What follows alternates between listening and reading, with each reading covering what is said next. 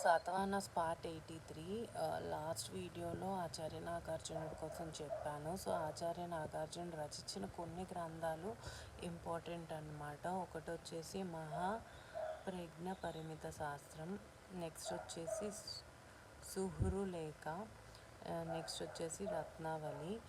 Okay, సుహృలేఖలో ఏంటంటే ఇది ఒక లేఖ అనమాట.